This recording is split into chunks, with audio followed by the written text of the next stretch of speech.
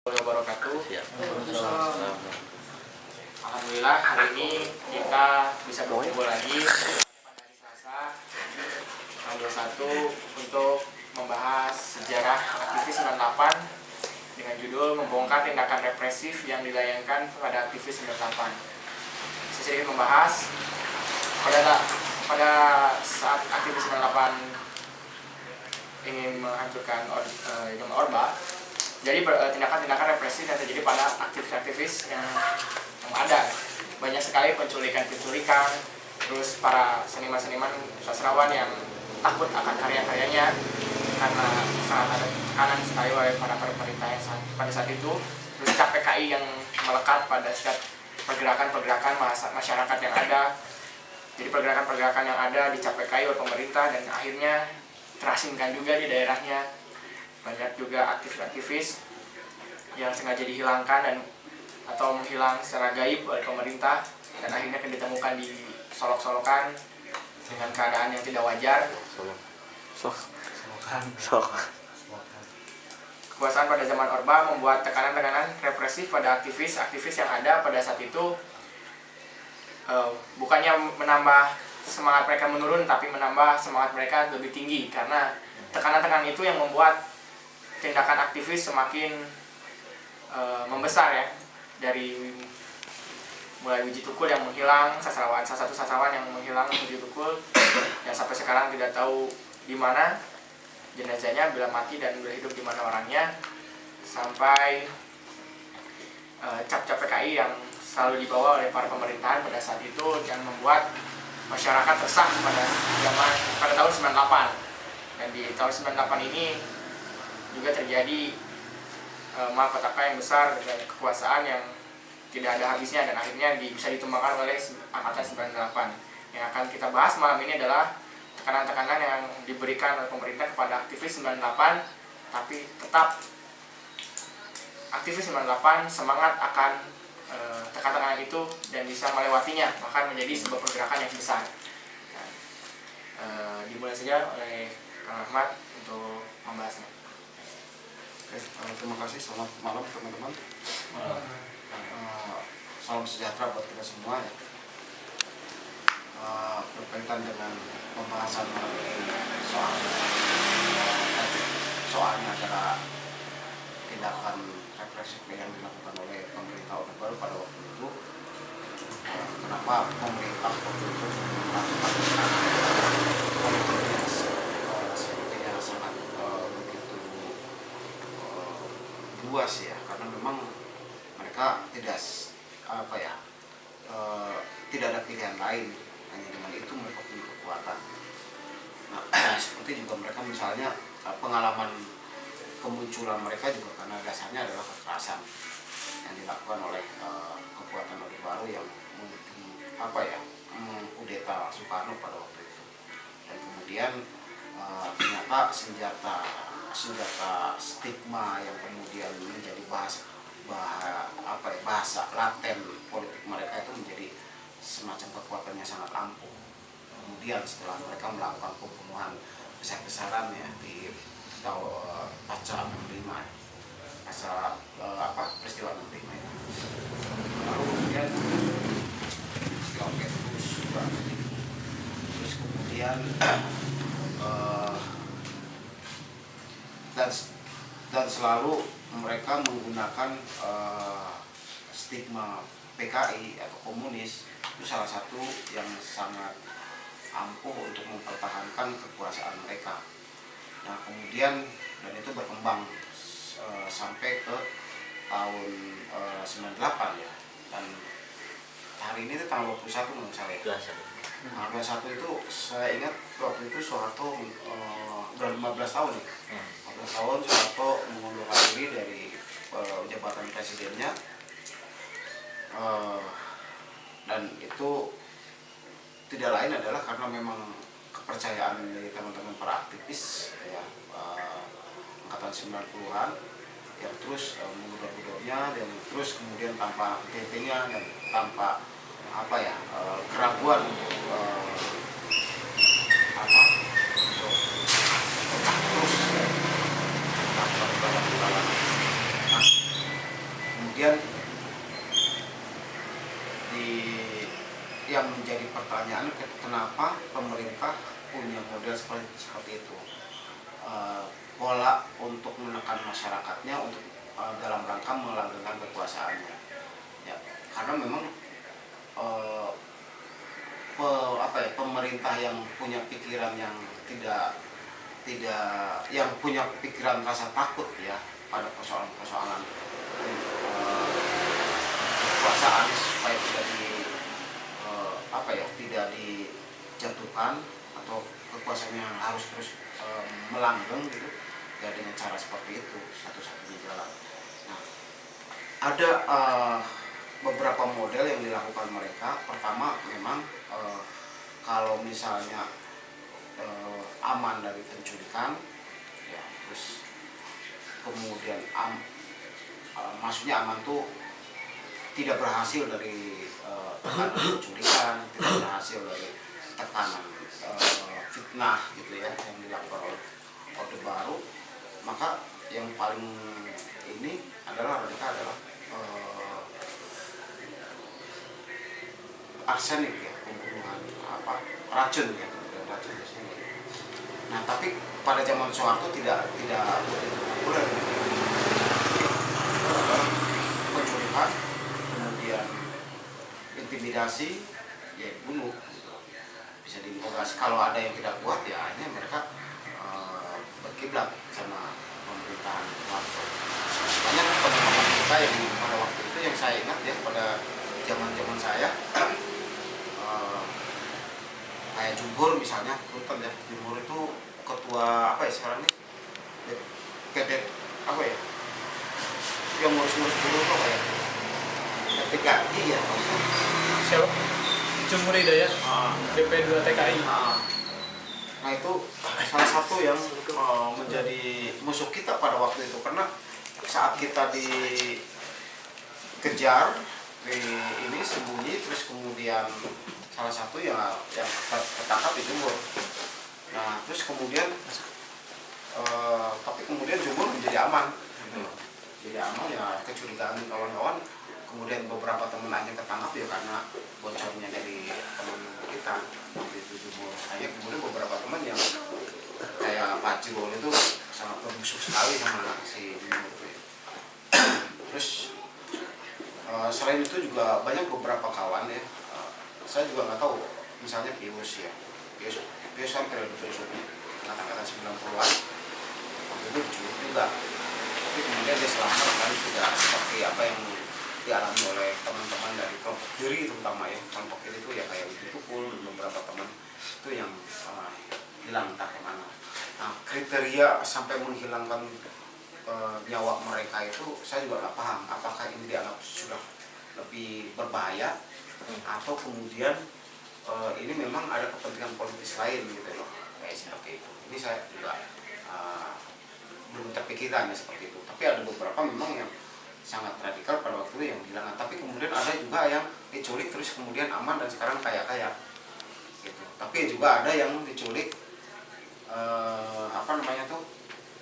diculik ya sampai sekarang biasa-biasa saja. Tapi ada beberapa teman memang kayak si siapa tuh, si Desmos, si Pius, kelihatan banget ya secara historis. Teman-teman juga tahu seperti apa teman-teman karena kayak si Pius itu kan satu geng saya dulu, maksudnya kalau dia aksi itu selalu minta bantu saya untuk mengkondisikan masa aksi untuk supaya terbangun semangatnya, karena satu-satunya seniman yang sering terjun ke dunia gerakan yang langsung gitu berhadapan dengan aparat, berhadapan dengan pemerintah ya saya di Bandung gitu. Jadi banyak teman-teman aktivis yang menggunakan saya sebagai salah satu pengompor gitu, gerakan-gerakan. Kayak misalnya waktu itu seingat saya tanggal 20 sebelum tanggal 20 Juli 20 kita aksi di Gasibu. Waktu itu masa PDI yang dikoordinir oleh si Pius, dan masa aksi itu warga PDI itu dipakai semacam sandi bersama unit program bersama, yaitu Aldera, Aliansi Demokrasi gitu. Dan Aldera itu salah satu lembaga yang diketuai oleh si Pius. Ya, seingat saya pada waktu itu saya membacakan puisi.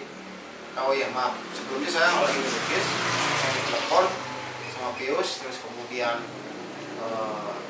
diminta bantuannya untuk datang ke Gasibu, dan saya datang ke sana karena tujuannya adalah untuk aksi untuk rakyat. Ya saya mau datang ke sana, terus saya bacakan puisi, sehingga kemudian terjadi pergolakan yang artinya si warga itu ada semangat gitu ya. Karena satu-satunya jalan ya biasanya dengan cara seperti itu, lewat kesenian, lewat teater, lewat pembacaan puisi, lewat retorika yang bisa menggugah gitu ya perasaan jiwa masa aksi. Nah, setelah itu kemudian saya ingat waktu kita masih di dalam lapangan Gasibu, si Pius ngobrol dengan Pak Julius. Pak Julius ini salah satu intel di Bandung Tengah, polisian Bandung Tengah ya.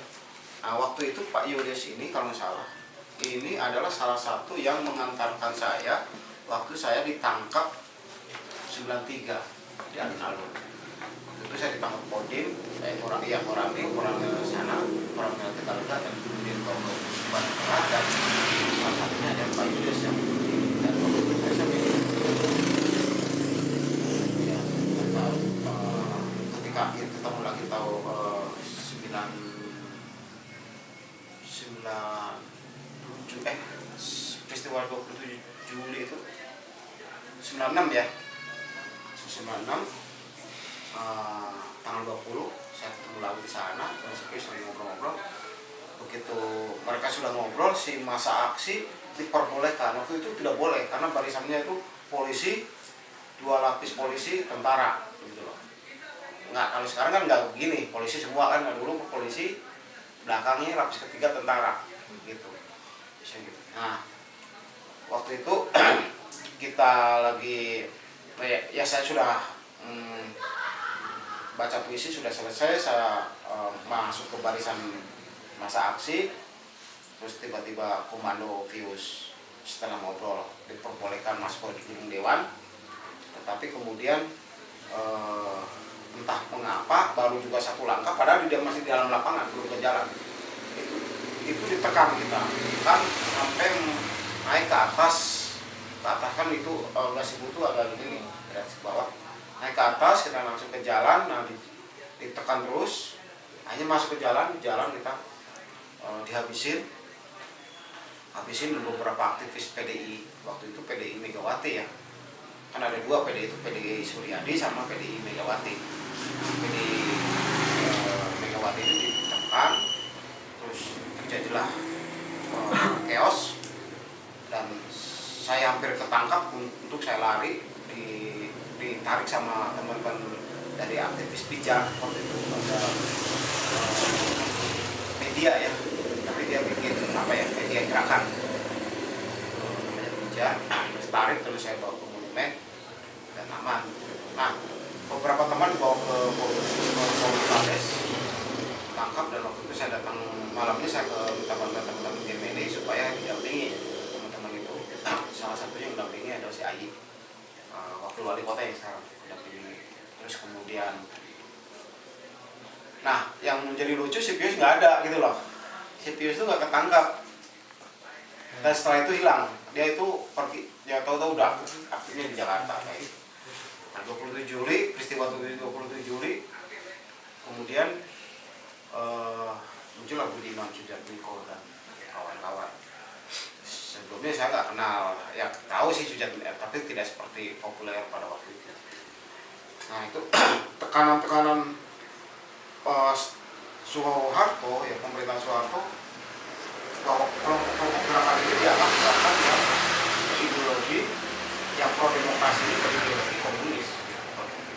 Sampai kemudian mereka membuat semacam kayak sekarang itu fatwa gitu ya, fatwa politik gitu loh, bahwa hati-hati dengan gerakan organisasi tanpa bentuk, apa ya, UTB waktu itu. Saya ingat, sehingga kita merasa selalu diawasin dan aparat terus saja intel di mana-mana. Nah, tapi kemudian itu tidak membuat teman-teman pada waktu itu gentar dengan itu. Walaupun ada sih, jujur aja perasaan ada gitu ya. Kalau ngobrol tuh paranoia gitu, saya terus ya. Nah, sempat juga saya ketemu di Tukul ya tahun 97 di Solo, dan itu pun dia sudah kondisinya agak paranoid kayak seperti itu. Jadi kalau ngobrol tuh matanya tuh udah larak lirik gitu loh. Nah itu sebentar waktu itu, karena waktu itu saya lagi merespon kolonisasi di Solo.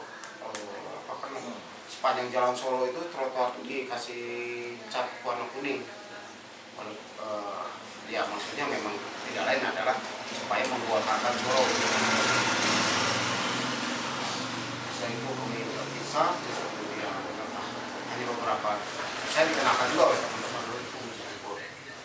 Dan dia tidak mau ke Taman Budaya waktu itu, kan kebetulan saya pergi pamit Taman Budaya sama Semsa berapa.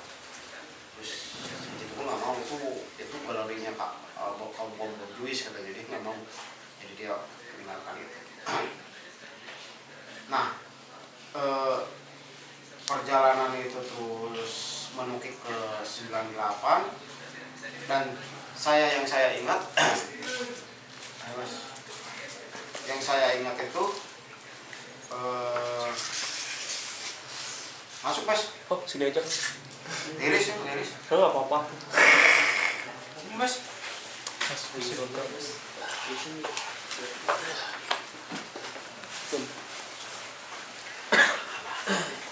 Nah, saya sempat juga akhirnya ketemu juga sama Pius di Jakarta, di Hutan Kayu.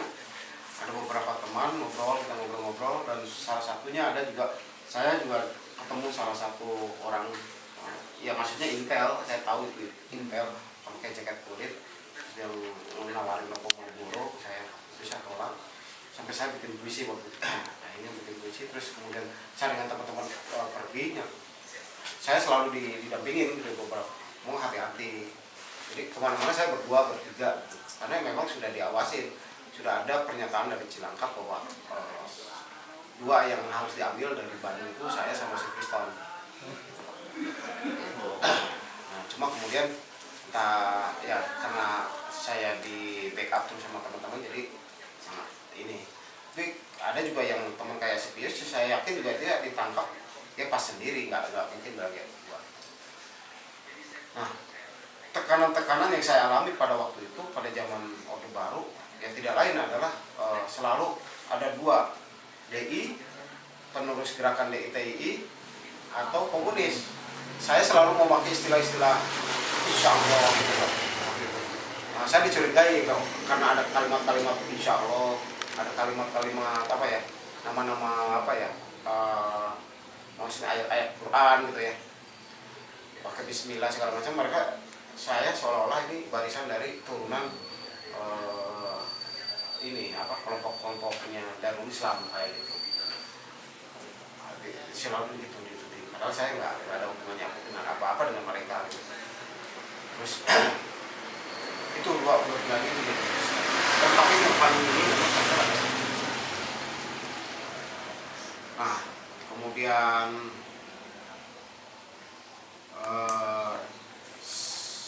bergulirlah 98 sampai kemudian kita tidak begitu apa ya, ada sih perasaan bahwa kita itu ada, jujur aja secara manusiawi rasa takut ada, tapi di sisi lain juga ada semangat lain yang ingin kemudian suatu pemerintahan baru harus selesai. Caranya seperti apa ya, waktu itu ya kita harus terus melakukan konsolidasi gerakan walaupun hanya kecil-kecilan terus gitu ya. Dan kemudian lahir 98 tanggal 21 Mei ya, tepat 15 tahun hari ini itu kemudian Soeharto menyatakan mengundurkan diri. Tapi tetap saja setelah itu juga isu komunis itu terus berjalan, dan itu dilemparkan terus, kita dorong supaya dia juga terutama ya teman-teman yang selalu melakukan gerakan-gerakan di jalan ya, seperti tudingan ke teman-teman di Porkot. Saya sempat di Porkot juga dulu ya, sama si Adian. Itu dapat tekanan juga ya, bahwa kita adalah bagian dari komunisme seperti itu. Itu tudingan-tudingan itu muncul kelompok-kelompok kiri.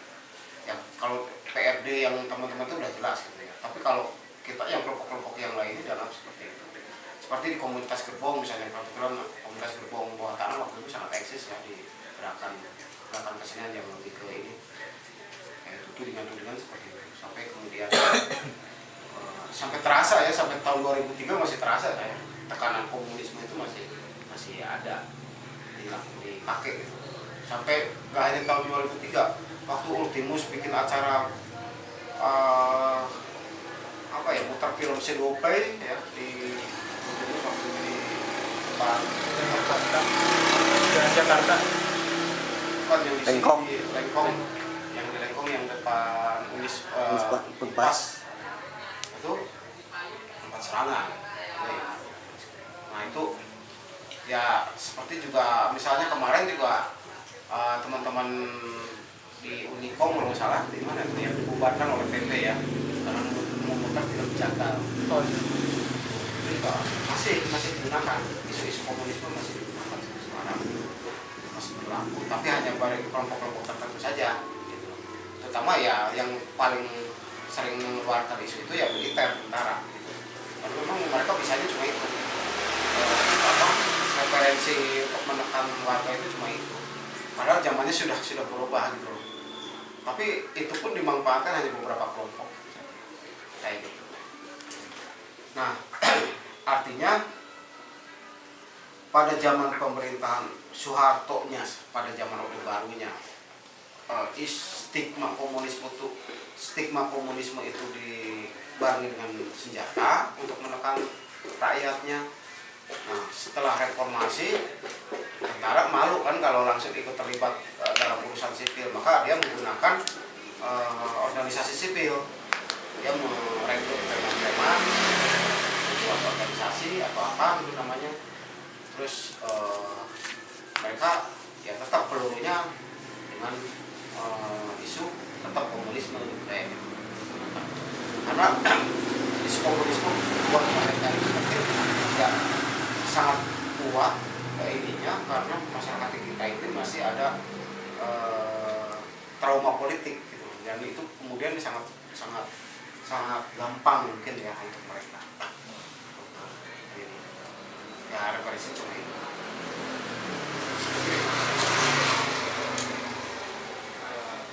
Menarik. Jadi dijelaskan bahwa banyak sekali tekanan-tekanan yang dihantamkan kepada aktivis-aktivis 98 pada saat itu ya.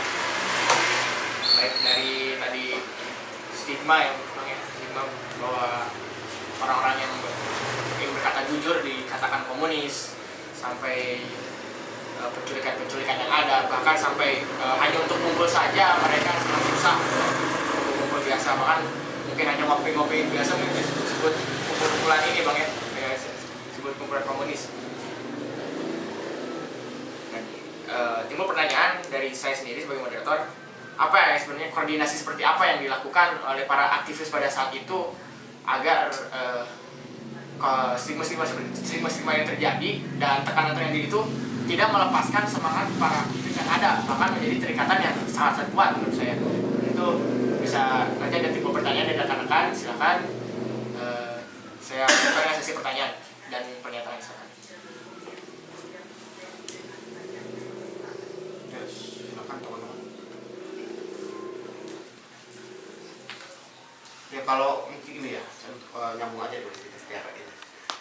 Kenapa teman-teman pada waktu itu tidak begitu ya ada rasa gentar secara manusiawi ya, ada rasa takut ada. Saya tanya juga ke beberapa teman, ada sih merasa itu takut. Karena beberapa teman misalnya di GMD tanggal 14 Maret setelah kita aksi tanggal 13 Maret, tanggal 14 Maret 98 itu kita aksi di Unpas waktu itu bersama teman-teman HMR, dan kemudian terjadi chaos di jalan jalan Taman Sari ya, terjadi chaos di sana. Terus kemudian tanggal 15 terjadi pemukulan habis-habisan di GMI. Salah satunya si Indra ini babak belur sampai benyong gitu ya kepalanya, dan itu sangat traumatik bagi dia, sehingga kalau aksi pun dia tidak berani di depan, selalu di paling ujung di belakang gitu. Dari sekian puluh barisan baru dia berani di belakang. Traumanya seperti itu sampai 1 bulan karena sebenarnya nggak apa-apa, tapi karena dia untuk menterapi psikologisnya ya kita amankan di salah satu teman di Jakarta, terus diberi semangat lah sama teman-teman angkatan lari. Tapi kemudian dia masih tetap semangat, ayo kita kapan kita melawan lagi, ayo malah jadi terus memicu semangat. Nah, waktu itu juga kita bikin pertemuan di Wowo yang sekarang jadi PEC. Nah, di situ kita pertemuan sekitar 5 orang tanpa lampu ya, gelap gitu ya, maksudnya tempat gelap. Tapi itu pun akhirnya kemudian ketahuan juga sama aparat, sampai kita dikejar habisnya di situ. Nah, tapi untung aman karena kita tahu jalan waktu itu apa ya, ada benteng yang kita bisa loncat gitu loh. Padahal benteng kesananya ada rumah Kodam gitu, tapi yang ke sininya itu ada rumah rumah orang kaya di situ, kita bisa loncat di situ. Dan aman 5 orang itu. Tapi tetap kemudian mereka jadi ada ketegangan, tapi kemudian itu menambah semangat untuk terus melawan. Dan kita terus jadi seru gitu loh Kak. Tapi nggak tahu dulu tuh kayak gitu, tapi sekarang ini lain persoalannya, karena intelnya tuh satu komando, maksudnya tidak ada yang lain gitu loh. Musuhnya tentara udah jelas. Kalau sekarang kan lain, musuhnya tuh di mana-mana gitu kayak gitu. Iya. Kalau dulu tuh hanya tahu oh ini intel akan ketahuan gitu.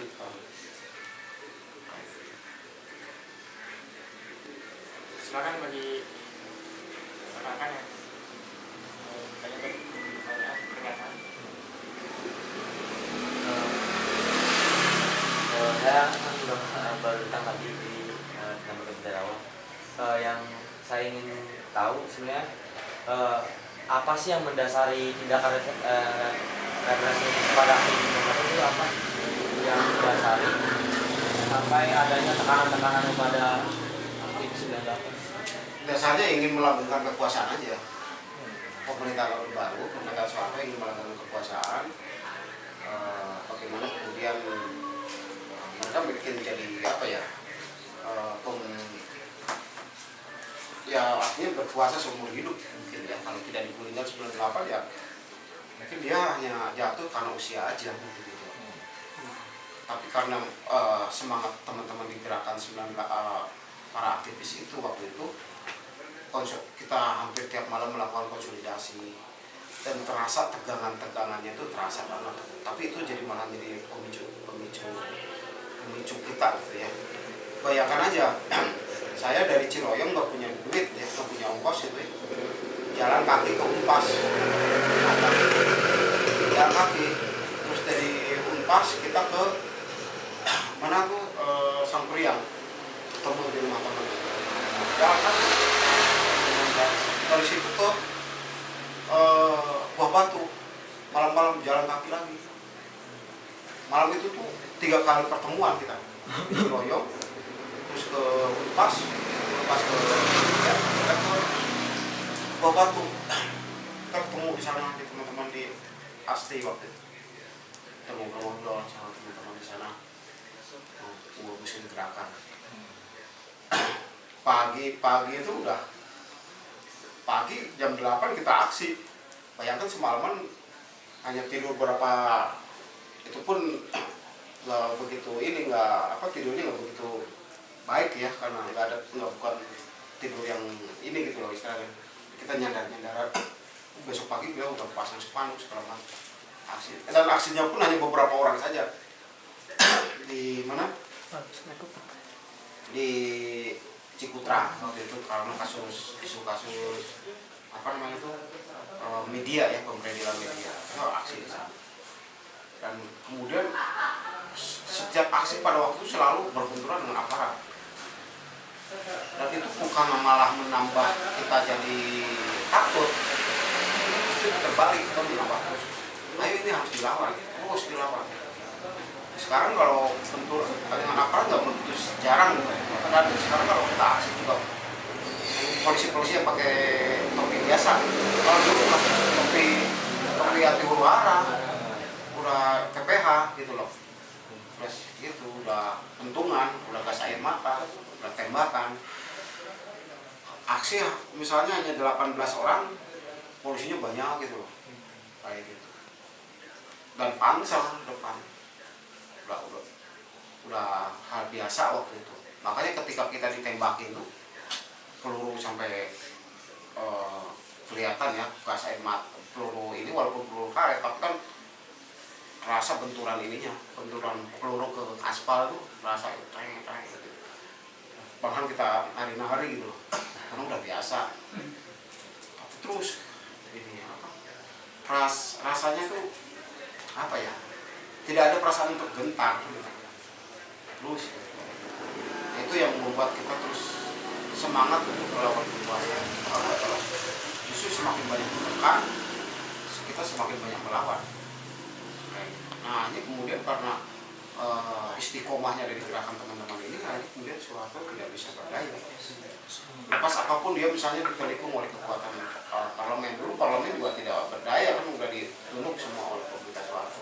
Tapi karena kekuatan massa di mana-mana, dan itu berangkat kekuasaan massa itu bukan karena langsung begitu saja jadi, itu proses dari 3 orang, 4 orang, 5 orang kumpul, 6 orang aja terus kumpul lagi, itu terus berhari-hari sampai berbulan-bulan, dan itu waktu tidak ada logistik yang konsolid. Siapa yang didana ini tidak ada, pakai luar pribadi kalau mau aksi ini, aku nimbang 3.000, nimbang 4.000, waktu itu nimbang 5.000 kumpul terus akhirnya bisa beli kain, beli spanduk, terus kemudian cat apa adanya gitu, kayak gitu, dan terus jalan gitu. Terus kita di kampus-kampus waktu itu untuk membangun semangat mahasiswa, kita bikin panggung-panggung seni-seni kayak gitu, di bebas gitu, di Unisba, di Unpas, di ITB, kayak itu kita keliling untuk bangunkan seni. Yang dari 3 orang, 4 orang, 5 orang aja mereka mau gabung kayak gitu. Sama di semua kampus awalnya juga apa ya, sama dengan mahasiswa sekarang. Orang yang gerak-gerak, yang lainnya ketawa. Aku sempat dengan si Kriston, dengan si Naga, si Ade Lulu ya, di pas itu cuma 5 orang gitu loh. Aksi mengibar bebas. Mahasiswa tuh yang cewek-cewek yang lewat gitu loh. Belum bisa lihat gitu, orang teriak heroik gitu. Orang lewat tuh cuekin dari ketawa-ketawa. Si Kriston kan mudah terbakar kalau wah dia marah-marah. Orang lagi ada lu teriakin tuh orang. Udah masih gitu loh ada. Tapi akhirnya kemudian terus jalan terus. Nah, ketika soal ketumpah dan gerakan mahasiswa ini mana, semua kampus mengatakan bahwa kampus itu adalah berjuang. Omong kosong gitu. Kalau nggak mahasiswanya, kampusnya nggak jalan. Institusi pendidikan nggak jalan. Itu yang bergerak itu mahasiswanya. Jadi, itu yang membuat dasarnya ya. Negara baru ini melanggarkan kekuasaan ini, melakukan kekuatan represivitas seperti itu. Nah, tentu masalahnya kenapa mereka melakukan seperti itu? Tadi itu yang karena kekuasaan seperti apa ya? Seperti yang dilakukan oleh pemerintahan Orde Baru seperti itu. Ya dampaknya memang terasa sampai sekarang. Menarik Pak, abang ya. Abang kan selaku yang mengalami seperti saat itu, yang tekanan-tekanan seperti apa sih yang dalam bentuk apa gitu yang benar-benar dirasakan aktivis pada saat itu? Seperti apa ini? Tekanannya banyak, ya interogasi, kalau ketangkap ya interogasi, terus kemudian diintimidasi, itu kayak gitu.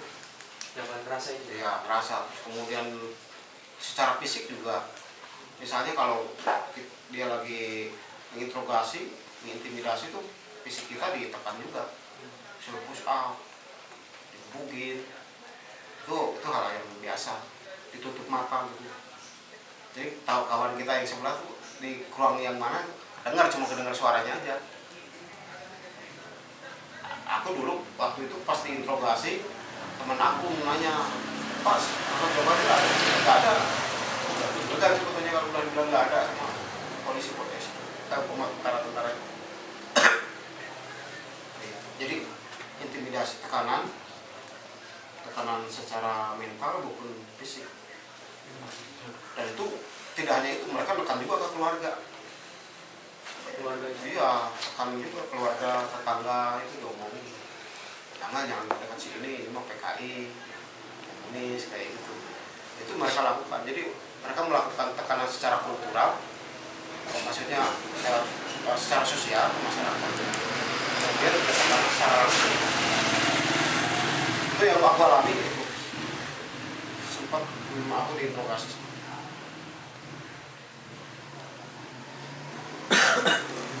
Ya Pak, mau saja kan tadi pernah sempat baca-baca yang waktu tanggal 21 Mei 1998 ada namanya golongan muda sama golongan tua. Bisa tahu abang golongan muda sama golongan tua itu apa? Golongan tua dan golongan muda tuh gini, kalau waktu itu saya dengan teman-teman, jadi ini kan ada kelompok elit politik yang menggunakan kekuatan gerakan mahasiswa. Ya, salah satunya Gus Dur, Amin Rais, gitu ya, Megawati, gitu.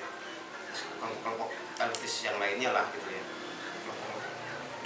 Dan itu kesalahan besar buat teman-teman aktivis mahasiswa 98 ketika reformasi diserahkan tentu saja ke kelompok golongan tua itu. Gitu. Kenapa begitu? Karena mereka yang kemudian yang mengendalikan semua sistem gerakan dari 98. Kemudian jatuh Soeharto, ganti Habibie, dan kemudian ya mereka yang bermain. Dan waktu itu euforia kita itu dipercayakan pada Megawati. Semua segenap warga rakyat, mahasiswa sebagian juga, wah itu Mega. Tapi kemudian ternyata kekuatan PDI pada waktu itu terasa tidak begitu solid, dan itu membuktikan kelemahannya PDI pada waktu itu mulai di zaman Orde Baru. PDI itu salah satu karena memang tidak ada lagi wadah gitu ya yang kita percayai gitu. Karena kalau kita mau membangun revolusi memang harus diselesaikan. Kalau kita melakukan gerakan politik kelas, kita sudah tidak percaya lagi partai, tidak percaya. Kita harus bangun dengan gerakan rakyat semuanya. Tapi itu kosnya kan besar sekali, biayanya besar sekali gitu. Dan itu butuh waktu yang panjang. Maka kemudian satu-satunya jalan ya udah, mana yang kira-kira kita percaya? Udah Megawati waktu itu. Karena Megawati berada di posisi waktu itu memang semacam antitesa dari kekuatan Orde Baru. Hanya kita percaya pada Megawati waktu itu. PDI utamanya, PDI waktu itu kita dukung. Kemudian tapi kemudian kita lihat hasilnya ketika ada bom di Bundaran HI, itu terasa banget tidak ada perlawanan apa-apa dari baju merah segitu banyak di Jakarta. Jakarta itu lautan merah dari HI sampai Senayan. Ketika diprovokasi dengan bom di Bundaran HI, bubar. Aku bilang membuktikan bahwa ini enggak, memang tidak ini, mereka tidak siap merubah keadaan. Dan ini terbukti ketika Megawati dimainkan juga oleh Amin Rais. di tingkat elit politik, di tingkat akhirnya kan kita jadi lihat sandiwara lagi di sana gitu loh. Dari perjuangan kita yang bertahun-tahun ya melawan kekuatan Orde Baru waktu itu, terus kemudian direbut oleh kelompok kaum tua, dan akhirnya kemudian kita menjadi menonton opera Panjapa sih asik ya, kita bisa melihat si siapa bodor benar gitu, naib ya, naib sekalian gitu loh. Kalau ini naib enggak gitu loh, gila aja gitu. Jadi kita udah, aku ya jujur aja aku merasa tidak rela gitu waktu itu, karena anjir gua pernah ditangkap, pernah disiksa, pernah di PKI kan gitu, terus tiba-tiba mereka yang oke gitu loh, tapi kan sudah apa ya, tidak ada kesepakatan seperti apa-apa, tapi mereka langsung memanfaatkan itu gitu loh. Nah, aku waktu itu marah sama teman-teman mahasiswa, kenapa kita kasihkan ke mereka gitu. Kita masih menduduki, sebagian masih menduduki parlemen, itu sebagian ya udah ada yang berkiblat ke mereka. Itu yang terjadi, mulai perpecahan di situ, pecah oleh kekuatan elit politik. Itu yang dimaksud dengan masa kelompok tua dan kelompok muda. Soalnya kan Sony tadi baca ada salah satu sejarawan J.J. Rizal mengatakan bahwa tidak ada perubahan yang berarti untuk demokrasi Indonesia. Maksudnya ketika waktu dulu penggeraknya itu adalah kaum muda, tetapi mereka itu memberikan kepada kekuasaan pada generasi tua. Jadi ya mungkin itu yang dipertanyakan ya, Iya. generasi muda dan generasi tua. Ya itu kita dicuri oleh Gus Dur, oleh Amin Rais, dan kemudian juga buktinya PKB tidak jadi apa-apa, melahirkan kecoa-kecoa busuk juga kan di situ si Muhaimin kayak gitu-gitu. Terus kemudian apa namanya tuh PDI juga gitu kan gitu, melahirkan para ya koruptor kan salah satunya, banyak yang dari mereka juga.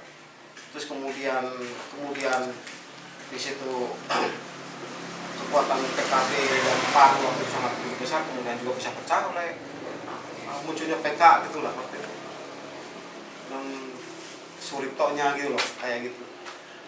Nah akhirnya jadi kita jadi melihat jadi opera para badut aja gitu loh akhirnya kan kayak gitu. Nah ini yang menurut saya, kemarin saya ketemu dengan teman-teman aktivis 98 dan mereka juga ada beberapa yang kecewa dengan ini. Ya kita tidak boleh, maksudnya kecewa iya kecewa, tapi kemudian kita tidak bisa diam, kita harus merebut kembali. Dengan cara apa? Kita cari jalan lain. Kalau kita masuk ke parlemen, ke sistem yang ada, kita akan menjadi bagian, sebaik-baik apapun kita orang baik misalnya, kita masuk dalam sistem, kita akan menjadi bergerak, akan bergerak. Ya terbukti lah banyak beberapa kawan-kawan aku yang masuk di kekuasaan saat ini itu malahan jadi bagian gitu loh, jadi ngurusin tender proyek kayak gitu, bermain selain ya tidak ada pilihan lain, mereka mencari apa ya, mencari pembenaran dengan kesalahannya atas mengatasnamakan demokrasi kayak demokrasi sejati, tapi kemudian kenyataannya tidak seperti itu.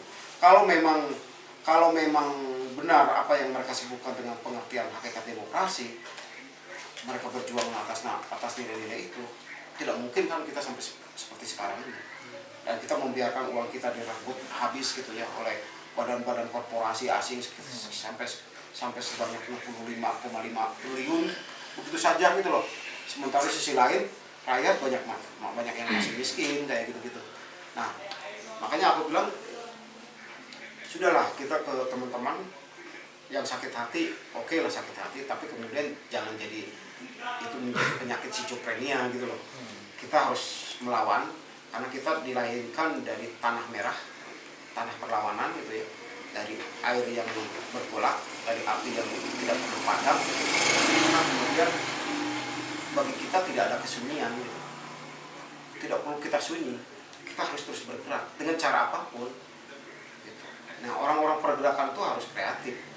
Tanpa kreativitas orang pergerakan kumpul. Misalnya sekarang gitu, kalau dulu kita mau perjuangan demokratisasi itu dengan langsung kita berhadapan, konfrontatif gitu langsung gitu ya. Nah sekarang konfrontatif dengan pihak lain, pilihannya seperti itu. karena semua ranah untuk melakukan perubahan yang sudah terinstitusikan udah habis. Kita mau masuk kemana? Udah habis. Mau ke institusi pendidikan, mau ke institusi spiritual, ke institusi apapun udah habis. Maka cari jalan lain, satu-satunya jalan. Jadi kita ya kalau teman-teman kelompok kiri itu kalau belok kiri jangan terus gitu loh, jangan kiri mentok. Nah, gitu. Jadi kalau kiri terus gitu loh. Sampai kemudian ya kirinya bener gitu loh, bukan kirian gitu loh. Kiri terus kemudian dia nggak tahu jalan kemana lagi nih setelah kiri gitu, kiri muter akhirnya kan gitu. Jadi kita harus serius. Nah maksud aku itu yang aku sebagai pelaku dan saksi gitu. Ya karena saksi kan aku bisa nyaksikan aku tahu persis permainan yang mereka lakukan. Dan yang menggelorokkan aku sampai oke, Soeharto mengundurkan diri. Aku ingat tuh waktu semua teman-teman teriak. Aku sempat juga teriak gitu kan, ya televisi wah gitu. Cuma beberapa detik kemudian aku pegang kepala, sebentar, dia bilang kita belum siap nih untuk masuk ke babak baru. Kita mau, kalau kita istilahnya tuh memberikan cek. Terkesan kemarin tuh kita memberikan cek kosong gitu loh. Akhirnya kemudian setelah itu lepas, dibuatlah yang parah lagi, dibuat undang-undang kepartaian. Semua orang bikin partai dengan leluasa. Para bajingan pun aja mau bikin partai. Dan aku bilang tesis aku ke teman-teman bahwa inilah zaman postmodernisme. Orang penjahat jadi para nabi sekarang. Dulu ya penjahat penjaga lah, tapi sekarang jadi para Yato gitu kayak gitu tuh dulu jelas bagian-bagian dari Orde Baru. Terus Surya Paloh gitu loh, itu jelas Orde Baru banget. Sekarang kayak jadi priayi udawan kita gitu loh. Banyak lah teman-teman gitu. Kalau teman-teman yang dulu ngerasain dan melihat fakta itu nggak bisa dibohongin. Dan saya pikir ini perlu diskusi ini untuk meluruskan ini ya, jejak sejarah tuh kayak gini. Jadi biar kita tidak tertipu, tidak menjadi bagian dari PT Tio genosida yang dilakukan oleh mereka di lingkaran setannya mereka. Gitu. Jadi kamu tahu perlu diskusi. Itu artinya apa? Biar tidak putus gitu loh jejak sejarahnya. Aku kadang-kadang harus ngomong ke siapa nih? Pengalaman ini harus disampaikan ke siapa gitu loh, kayak gitu ya. Silakan Bulan. Apa sih mengacu pada tindakan represif yang dilakukan rejim Orde Baru, khususnya seperti kasus-kasus penghilangan nyawa aktivis 98 ya Bang ya? Kan sempat diusut ya sama pemerintahan SBY tahun 2004 bermasalah dengan membentuk tim pencari fakta ya. Nah, yang jadi permasalahan kan itu mengusutnya setengah-setengah gitu Bang. Kenapa pemerintahan SBY tidak mengusut tuntas? Kalau nggak salah sampai sekarang ada ini juga ya, keluarga korban menggelar aksi kamisan di Jakarta. Nah, yang jadi permasalahan menurut pandangan Awang sebagai pelaku, kenapa pemerintahan SBY nggak mengusut tuntas itu? Karena SBY bagian dari pelaku kejahatan itu. Jadi dia nggak mungkin berani.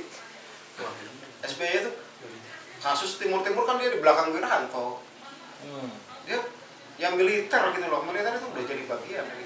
Walaupun ada beberapa tentara yang tapi kemudian dia tidak bisa berbunyi kayak Agus Suryadi-Kusuma gitu ya. Saurip tadi malah ditendang, dia tidak ditempatkan di basis yang strategis gitu loh. Agus Suryadi-Kusuma mau dijadikan apa ya namanya? Kostrat waktu itu malah sebulan kemudian meninggal, nggak jelas itu yang melawan Wiranto pada waktu itu jenderal-jenderal itu, tapi kemudian akhirnya tidak berdaya. Nah di tingkat militer, di kepolisian juga masih lingkaran setan itu. Jadi kalau ya saya pribadi saya tidak begitu yakin dengan mereka bisa merubah bangsa ini. Kenapa? Karena mental mereka